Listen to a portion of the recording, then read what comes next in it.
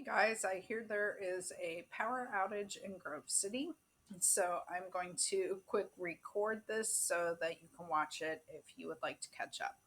First of all, know that on Thursday, if you are behind or missing any of these three assignments, that you need to come to my Google Meet. If you have these assignments done and turned in, you are excused from Google Meet on Thursday, but I'll have Go Guardian up and hopefully you're not playing video games or watching a movie, but hopefully you are instead maybe off your computer, kicked up with your book and reading, maybe cozying up with your dogs and a blanket and enjoying your time, but also being productive for language arts during class. Thank you. Today, I want to talk to you very quickly, kind of a review of minor characters. And we're working today mostly on writing and how you can make a claim about um, minor characters and how important that could be. So let me go to this one first to do a quick review. The last week and then this week, we took a look at two important reading concepts. One being that minor characters can be very important to a story. The other being yesterday, we talked about how sometimes a character can change, but sometimes an author makes us think one thing or only gives us limited information at the start of the story, and then we learn some new information, and maybe our thoughts on the conflict or the main character might shift a little bit. So I'm going to take a look at minor characters first, and again, just doing kind of a quick review of that. So I'm starting on slide 21. This idea that minor characters are important, and even these are kind of cheesy examples, but they're really pretty effective. If you've ever seen Beauty and the Beast, this group of kind of characters, they all kind of go together. Lumiere. Well, I won't embarrass myself, but if you've seen the movie, you know that the Chip, these are kind of important characters, and they give Belle some advice and really help kind of with the theme and helping her solve her conflicts. In Toy Story, some of these characters actually cause more conflict, but also maybe bring out the theme. Some of them try to help. So a minor character can really play an important role for our main character. We may look at their words and their actions or how they behave in order to give us more of an idea on that. So today you're writing one sentence, which I'll talk about in a minute. You're going to make a claim.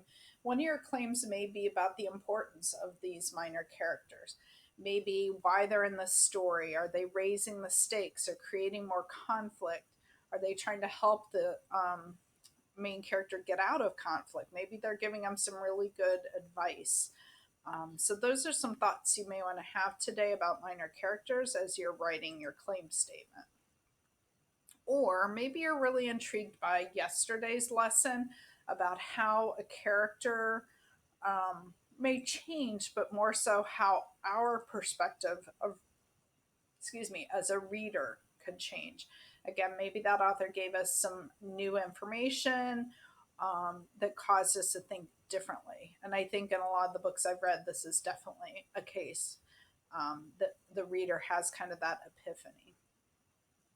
Okay, so I'm going to just switch gears for a moment, but it goes along with that thinking to literary analysis. And hopefully, you've written literary analysis essays before. They're my favorite type, but they are probably the hardest type of writing that we do in language arts.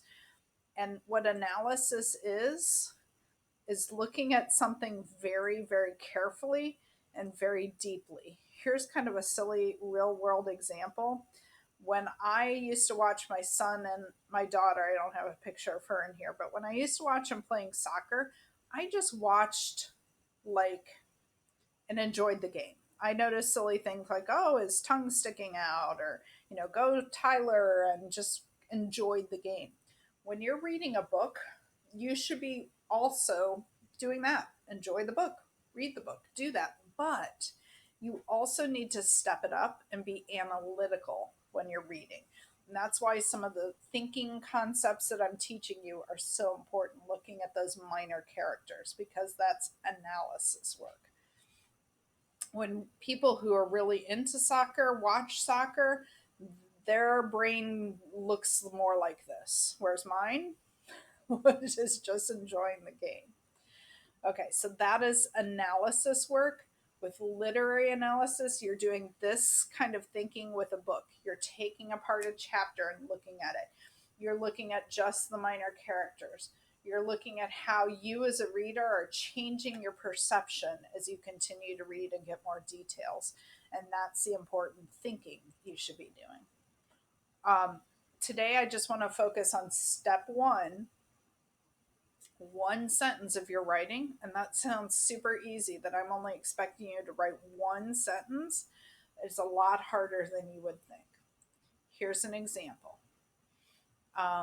Nate from the book Nate the Great is a bossy kid, but has a hidden side that is kind. This one's written about the main character. It talks about character trait, but it goes a little bit deeper, this hidden side. Someone could argue that and say, no, I don't think his hidden side, maybe I don't think he's that kind at all. And that's why this is persuasive writing, because someone might disagree with you, but you would, if you're writing an essay or a paragraph, you would have evidence and explain the evidence that would prove that he's bossy and prove that he has a hidden side. So today, the second half of class, what we did is wrote just that one sentence. It is assigned to you in Google Classroom.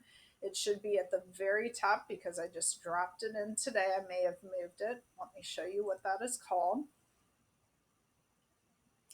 Um, but today, in the second half for workshop, what you would be doing is writing that one sentence, that claim statement, and I would work with you in class, or I would check those and making sure your writing is very tight and very well worded. So, this minor character or perspective change claim.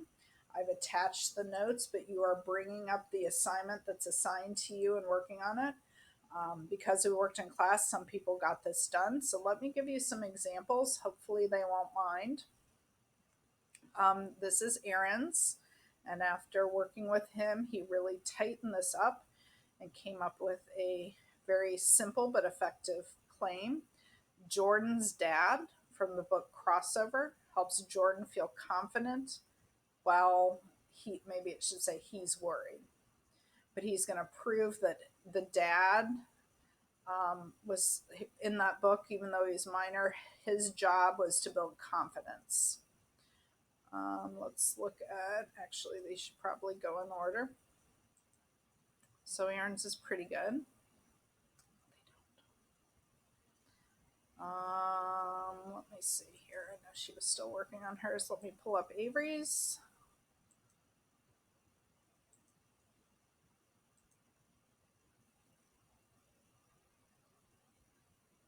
Thanks, Avery.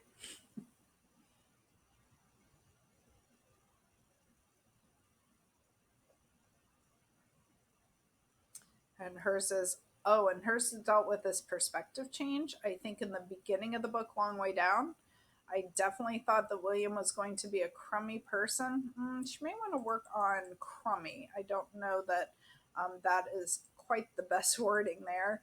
And then throughout the book, I've noticed that he just needs a little help doing the right things for the right reasons. So I think this is excellent. She needs to spell check, definitely, because that's not spelled right. It's definitely not spelled right. But I love her thinking here. Crummy is not, she can't really prove he's crummy, but she'll maybe want to use a thesaurus and see if she can come up with something she could prove, or just stop and think. This Long Way Down, how would you describe William? What's a really strong, she could even Google character trait list and come up with a better word for that. But I love this idea. She could definitely prove he just needed some help doing the right thing for the right reasons. I also notice this is kind of like theme. So this is the work that you missed today if you were unable to attend class. And I know a lot of that was due to a power outage, and I certainly understand that. So hopefully this helped.